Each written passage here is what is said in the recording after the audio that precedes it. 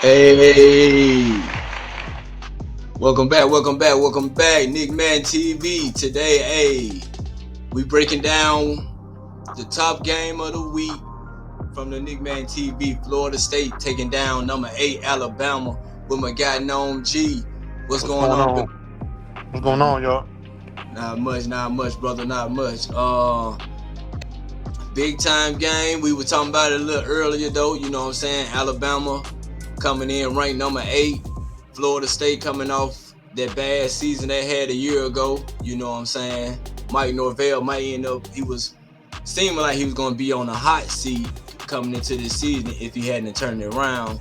What takeaways you took away from this game though? What's your thoughts on this? It was every people were wondering how Alabama was going to look like coming into the season, and with NIL and Nick Saban stepping down and their head coach coming into his second season, what were they going to be looking like? And I think, me and you were talking, what were the games to be looking at going into this first week, and this Alabama FSU was one because we felt like Alabama's just on the downward trajectory, like a lot of people may be thinking. Are they going to be able to compete with other schools with NIL and with the transfer portal? And it showed that, hey, FSU, even with that down season last year, they can bounce back, and they came in unranked and still took down the number 8 Bama. So it shows you that some schools are going to be able to compete even when they have a down season because of the transfer portal and because of NIL. True.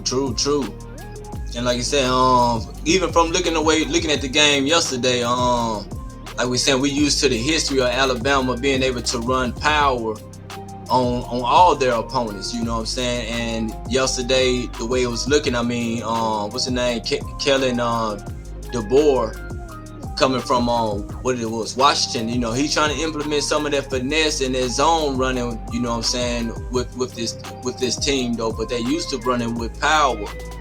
And I also seen like his scheme. He had some good offense schemes in there. You know what I'm saying, but it seemed like, man, hey, like you said, Bama on a downslide right now. You know, I'm predicting them to have. They had 4 losses last year, but I'm kind of like predicting them maybe have 4 losses or 3 losses in the season again. You know what I'm saying? What about you? What you thinking about that?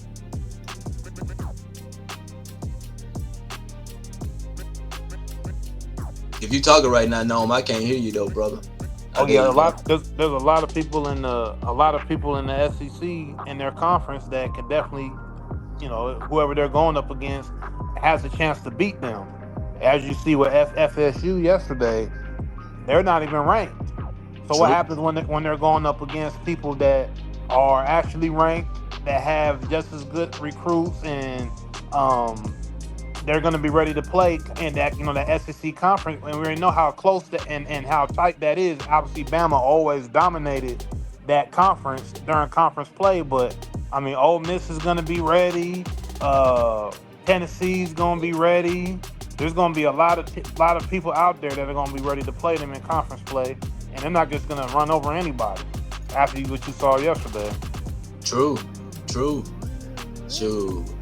In Florida State, like we said, Mike Norvell, he turned that program around. You know, Castellanos, I forgot. I think that's how you say his name, but man, he put on a good show yesterday, and Yeah, he had 300 yards. I think, or there was 300 total yards offense. I think they had, and I think they had.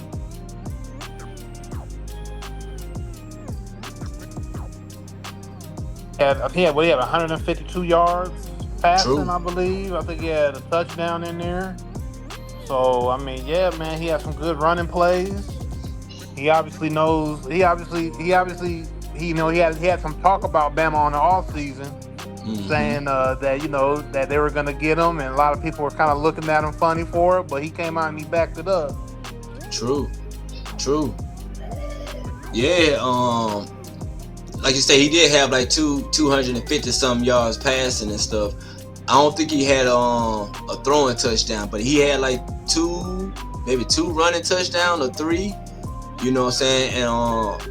And that's crazy to think, like, you know what I'm saying, a team just running on Bama, knowing how Bama glory day used to be. And I think you had said this earlier, like, you know, for all these Bama fans, y'all know how y'all used to be. Y'all see how the tide's starting to go down a little bit for the last two seasons. It ain't the same no more without old Nick out there. You know what I Yeah, for mean? sure. Yeah, they won 23 straight season openers since this game, and they broke the FSU with FSU winning this one. They broke that 23 game opener. They broke that, and I think this is their first win over Bama since 2007. So basically, the first year of Nick Saban coming in, this is their first win over Bama. And so, that shows you the dominance of Nick Saban in Alabama, man. I mean, FSU, Yeah. a historic program all through the '80s and the '90s, and you know, to to be dominated like that by just one program, and this is their first win over them since '07. I mean, that speaks volume how much dominance Alabama's had. But like I said before, with NIL and with the transfer portal, these coaches they could basically reprogram their programs if start right when they get back recruiting. As soon as the season's over, they can get to it and build their programs up. I mean, in just a couple months over the season. So to Mm-hmm. me, that just changes the whole trajectory of just College college football. football, yeah, in general. I don't think coaches need to put their head too far down when they don't have the best seasons, because hey, if you have spots, if you can coach, you can do what Florida State did to Alabama last night. In my Mm-hmm. opinion, everybody is has to get on their A game when it comes to recruiting and having players come to their schools and wanting to play for them and all of that, because hey, you never know who can blow you out here, True. and make you feel like, hey, we came in ranked at this. That Mm-hmm. don't really matter. It's Yo, like, that doesn't really matter right now. What matters is what you go out there and do on that do. field. Yeah. And it goes to say about the game with Kansas State and North Dakota. Man, Yeah, that was a close game because they had Kansas State on the ropes. You know what I'm saying? It came down to almost like the last drive from K State.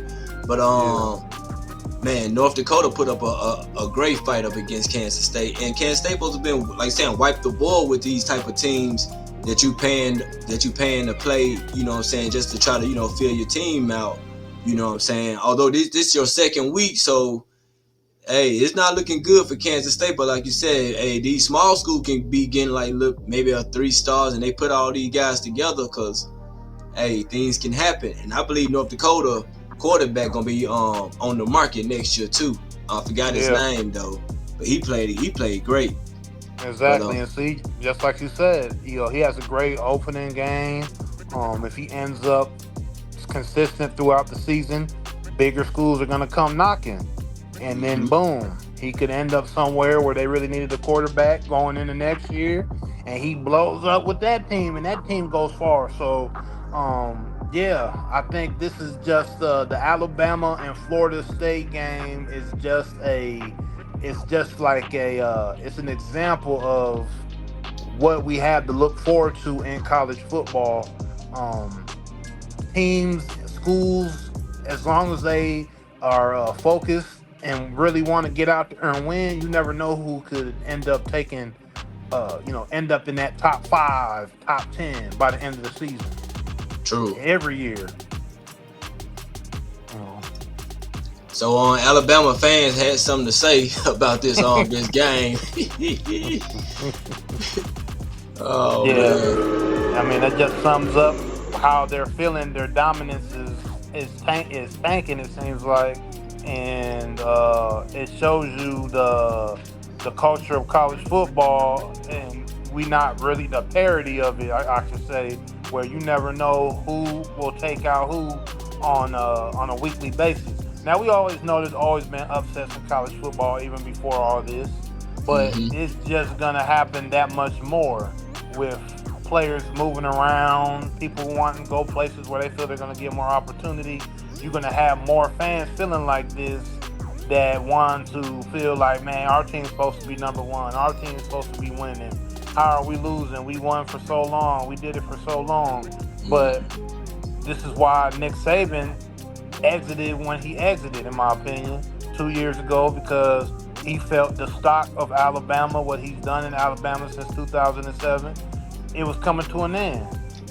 He couldn't sit there and dominate forever. Nobody in sports dominates forever.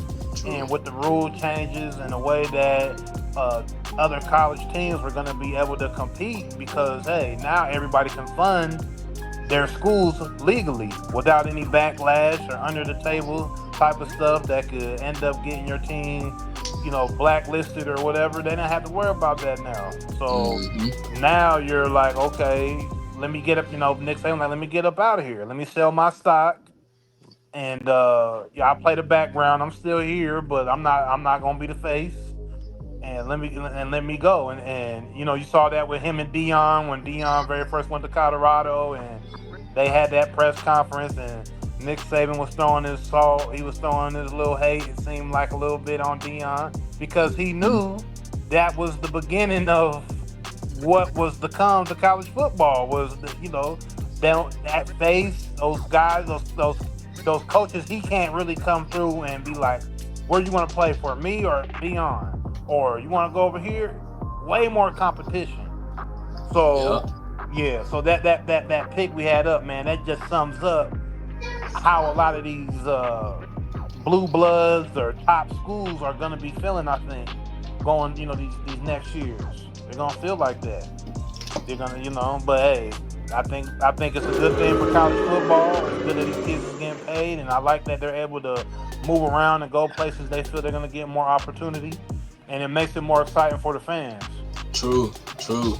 Like I said, for the last couple of years, man, to me, college football been way better than the NFL. You know what I'm saying? It seemed like they played with more heart, and you know what I'm saying, these guys really trying to get it. And then now, like you, especially this year, this might be the best year now, though. You know what I'm saying? So now it's kind of like we all starting over because it's a lot of these big house teams with first year quarterback play, and it's starting to show the first week. You know what I mean? Especially those the ones that's going up against the same caliber of talent teams that they playing opponents or whatnot. But Yeah.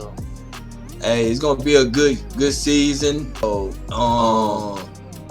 any thoughts about Arch Manning before we go to Miami and Notre Dame? Yeah, yeah. Obviously, that was the disappointment around college football this Saturday. Everybody was excited to see what Archie Manning was going to do against Ohio State, number one Texas versus number three Ohio State. Everybody was waiting to see that matchup. That was pretty much the big matchup that was promoted there, and everybody wanted to see that. And everybody was disappointed. He didn't really do too much through 3 quarters. They were stopped in the red zone, I think maybe 3 times, I believe, or 2 to 3 times there. They were stopped right there in the end zone, couldn't get in there.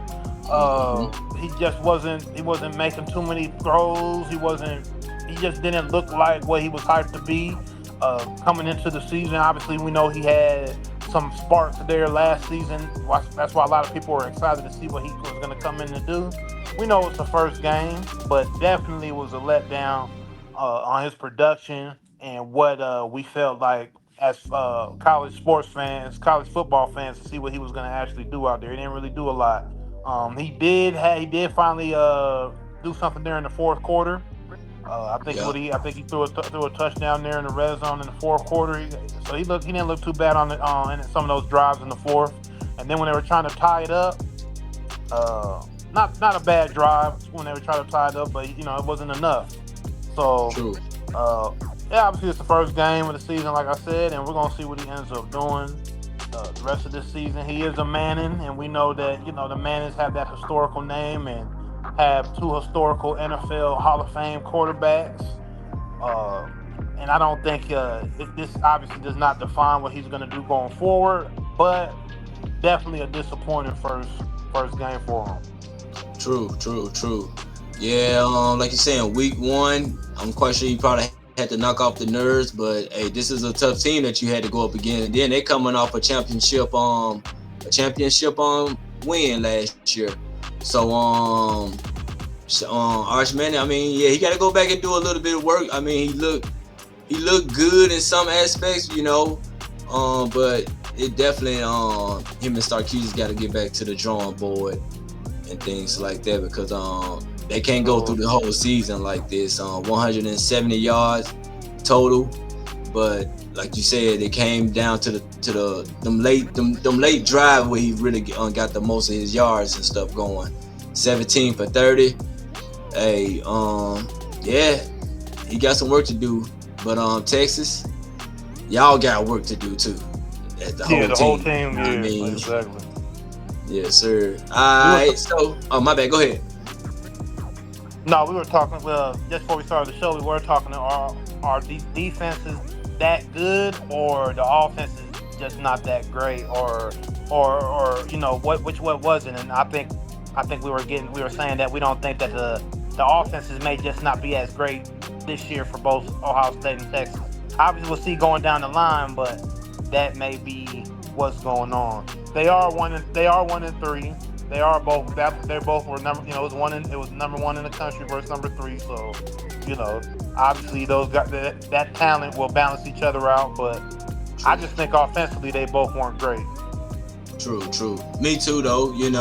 They look similar to each other. Like you saying, Julian Sand, the quarterback for Ohio State, the transfer from Alabama. This is his first time getting his foot wet. So, like you said, through the season, everything might pick up, but both defense played great. And like you said, 14-7, they just knocking the dust off. You know what I'm saying? That's how I'm trying to take every team that all games this week, the ones that struggle, except for the ones like Iowa State and Kansas State, where they coming off a game already in week 0. But from the looks of it, it don't seem like no high power on offense. I think the best, we say team of the week from our show. Well, yeah, team of the week would be Florida State, what they did to Bama. So, yeah, for sure. So, let's get into tonight's game. We got the Notre Dame, Notre Dame going up against Miami Hurricane, the Catholic versus the Convict, the history. You got Mario Cristobal for Miami, and then you got Marcus Freeman for Notre Dame, the young black head coach. Yeah. They just coming out. I think they just coming off going to the championship last year. So, what's your thoughts on this game? Yeah, I think bookmakers got them 2.5. Got Notre Dame to win this. 2.5 points, which seems pretty fair. Both these teams are probably gonna be a tight game going into the 4th. I think I give Notre Dame the slight edge, just recruiting, and I'm pretty sure that their transfer portal was pretty nice this year. I know a lot of pros. I don't know if some of the pro teams, some of the ex-pros kids are going to are playing on this year's teams, but I know they're recruiting a lot of ex-pro players. Kids are potentially going to Notre Dame. I don't know how many are on this actual roster this year, but I'm just gonna give the slight edge to Notre Dame, man. I'm gonna say 30, 31,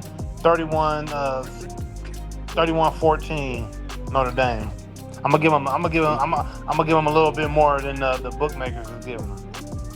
Okay then. So did you say 31-14? Yeah. Even though they got them for 2, they got them 2.5. So maybe I'm tripping, but I think Notre Dame's gonna put in that work today. All right, and both of these guys ranked too. I'm thinking also though. You know what I'm saying? I'm kind of I know Notre Dame is too. I know Notre Dame is, like saying, especially coming off the championship game and things like that. But and like you said, they also got some money in the off season too. Since they in the independent conference, they got a whole lot of money from even just going to the national championship. So yeah, I'm quite sure they done brought some transfers in also too though. You know, Yeah. and then with Miami themselves, they got Georgia old quarterback. What's the boy old Beck? Was it Carson Beck? They got him down there running their show now. Yeah, So Carson Beck, yeah. so it's gonna be an interesting matchup. You know, Miami trying to get back up on the map. You know, and this is a good way to start when you starting off with a team that went to the championship. Let's see if yeah, go ahead. Yeah, it's a good matchup for them for sure. Something to get them back on the national scene. We know Miami's been kind of up and down the last few years. They'll have good spots here and there, but no real dominance from them. I'll say more on the average side of things. So it is a good starting out game for them for sure. Mm-hmm. So yeah, I mean, I want to see what they're gonna do tonight. I think they might be playing in Miami, but good weather maybe. I'm gonna go with Notre Dame 24-17. Yeah, that's a good prediction. Already. What else we leaving out? We leaving out anything else? I mean, we hit most stuff that went on last night. The LSU game, 17-10. They finally broke their season opening losing streak. That was going to end up being the fourth straight loss for Coach Kelly there if he didn't end up winning that. And I don't think that would have been good for him to stay trying to stay at the helm at LSU. Mm-hmm. So they needed that season opener, and that was a pretty good game. That was pretty competitive through the whole game. But LSU ended up making some big plays. I didn't like that they called back that touchdown that they had. Yeah. Man, they had a real nice touchdown there. I think that was the fourth quarter. Man, that was a nice 30-40 yarder. Nice throw to the end zone, but they said that he didn't keep possession through the cash. But I felt like he scored already. So it was I don't think it was a good call, especially with replay and everything. I felt like he already scored. Already. Well, like you said, LSU number 9. They defeated number 4 Clemson, so that's the top 5. That's the top 5 team that fell. And so tonight, Notre Dame number 6 versus 10 Miami. You know, looking forward to next week. I know you got them Huskers going on. Y'all got Akron next week, so y'all looking forward to going 2-0. Yeah, obviously they need to go out there and they need to focus on still winning the game. We can't take anything lightly. Hopefully they go out there and actually win by a few touchdowns. Though I feel like they need a nice win going into playing Michigan in week 3. That's going to be a test. Obviously, trying to take down the top team, I'd say, in the Western Division. So yeah, man, we need this win in Akron, and then we need to see what we could do going into week 3 against Michigan. Already. I'm looking forward to seeing Colorado bouncing back next week when we go up against Delaware. Hey, we need to come out throwing the ball, running the ball at 50-50. That's all I want to see. And stop some run. That's all. But shout out to the Game Changer Podcast and Nick Madden TV.